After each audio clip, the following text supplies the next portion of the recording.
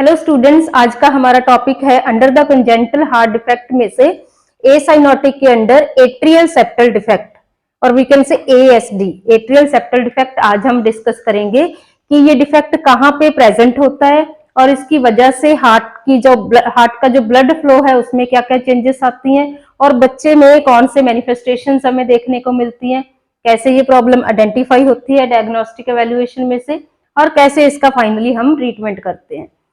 तो ये हम डिस्कस करेंगे आज एट्रियल सेप्टल डिफेक्ट। तो एट्रियल सेप्टल डिफेक्ट जैसे इसके हेडिंग से ही क्लियर है कि एट्रियल सेप्टल डिफेक्ट क्या है। Right atrium and left atrium के बीच में जो सेप्टम होता है वहां पे कहीं डिफेक्ट है। एट्रियल सेप्टल डिफेक्ट की जो सेप्टम इन दोनों को अलग अलग करता है वो सेप्टम कहीं ना कहीं पे उसमें शेड है, उसमें होल प्रेजेंट है। That's why we call it atrial septal defect कि उसके बीच में क्या प्रेजेंट है, शेड प्रेजेंट है। और नॉर्मली जो है हमारा heart that has 4 chambers. First जो सेप्टम है, ये वाला सेप्टम सेंटर वाला, it divide the heart into right side and left side and again right and left side is divide into upper and lower chamber with the help of right atrioventricular valve and left atrioventricular valve. तो total इस वजह से septum की help से and valve की help से हमारे heart में कितने चैम्बर बन गए? टोटल 4 चैम्बर बन गए।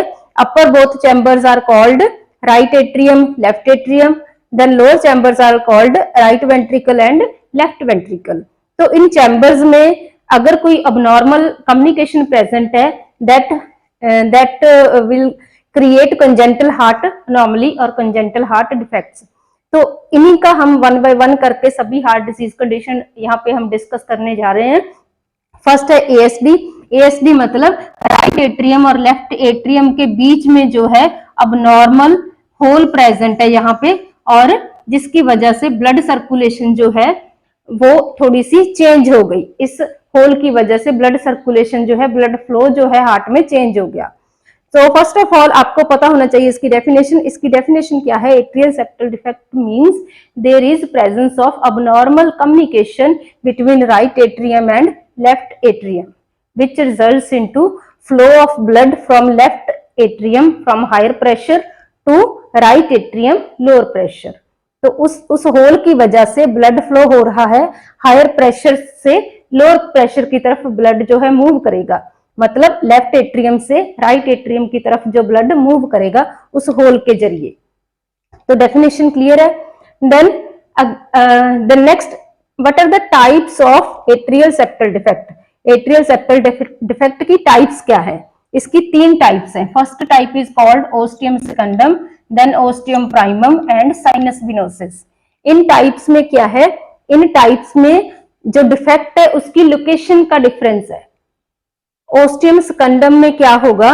जो डिफेक्ट है present at the middle of the both atrium, atrium दोनों के बीच में मिडल में अगर होल प्रेजेंट है that type is called ostium secundum. And ostium primum क्या है? अगर ये defect near to the atrioventricular valve के नजदीक है, यहाँ बेस में, तो उस टाइप को हम क्या बोलेंगे? Ostium primum. बेस में डिफेक्ट प्रेजेंट है, होल जो है लोअर पोर्शन में प्रेजेंट है। देन साइनस विनोसिस, इसमें जो ये होल है ये टॉप पे प्रेजेंट होता है। Between right and left atrium का जो सेप्टम का टॉप वाला पोर्शन है वहां पे डिफेक्ट जो है प्रेजेंट होगा। तो इसकी तीनों टाइप्स क्लियर है आपको। Then next about pathophysiology. Pathophysiology में हमने यही डिस्कस करना है कि इस अबनॉर्मल ओपनिंग की वजह से हमारे जो है ब्लड सर्कुलेशन में क्या क्या चेंजेस आई। तो इस ओपनिंग की वजह से क्या होगा? सपोज मिडिल में ये ओपनिंग प्रेजेंट है, ओस्टियम प्राइमम मतलब मिडिल में जो ओपनिंग प्रेजेंट है, एक्चुअली ये आगे की तरफ ये ग्रेट ब्लड वेसल्स आ गई।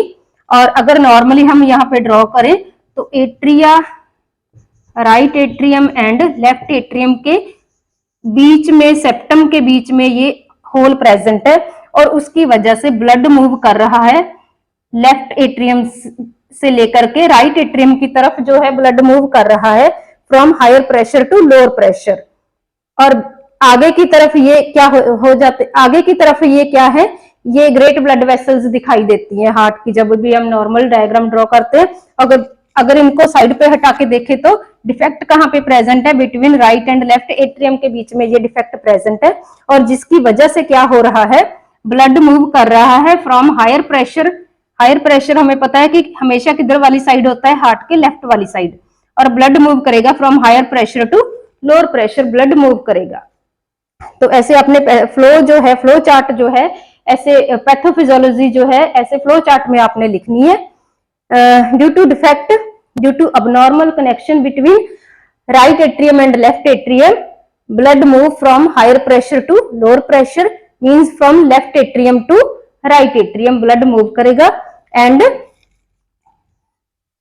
Then from right atrium to right ventricle, वो एक्स्ट्रा ब्लड जो है नॉर्मल से ज्यादा इधर ब्लड अकमुलेट हो गया, और वही नॉर्मल से ज्यादा ब्लड जो है नीचे राइट वेंट्रिकल में आ गया, और राइट वेंट्रिकल से हमें पता है कि ब्लड जो है प्यूरिफाई होने के लिए कहाँ जाता है, पल्मोनरी आर्टरी के through, left and right pulmonary artery के थ्रू लंग्स में जाता है प्यूरिफाई होने के लिए, देन प्यूरिफाई होके वापस हमारे लेफ्ट साइड ऑफ हार्ट में आता है, लेफ्ट एट्रियम में आता है, फिर लेफ्ट वेंट्रिकल में आता है। तो यहाँ पे जो प्यूरिफाई होके ब्लड इधर आएगा, तो यहाँ पे जो है इस अबनॉर्मल कनेक्शन की वजह से सारा ब्लड नीचे की तरफ मूव नहीं हो रहा, और काफी सारा ब्लड जो है near about 25% of the total oxygenated blood इधर मूव हो गया, और इधर से जो है ब्लड राइट वेंट्रिकल में, देन पल्मोनरी सर्कुलेशन में। तो इस पूरे फ्लो चार्ट में देखने को मिल रहा है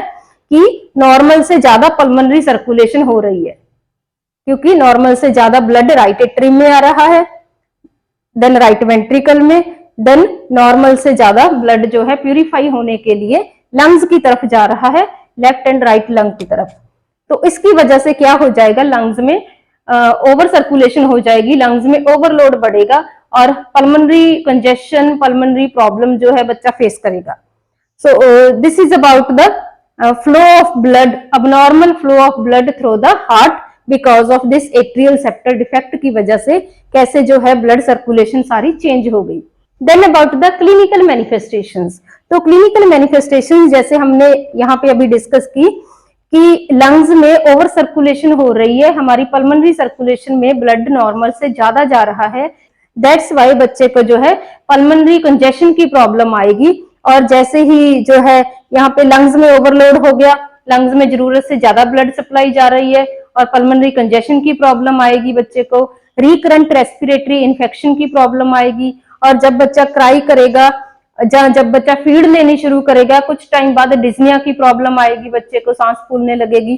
तो ऐसी जो है पल्मोनरी सिस्टम से रिलेटेड जो है बच्चे को प्रॉब्लम आएगी because of over circulation towards the lungs, blood ज्यादा जा रहा है लंग्स में, इसीलिए बच्चे को पल्मोनरी कंजेशन की प्रॉब्लम आ रही है।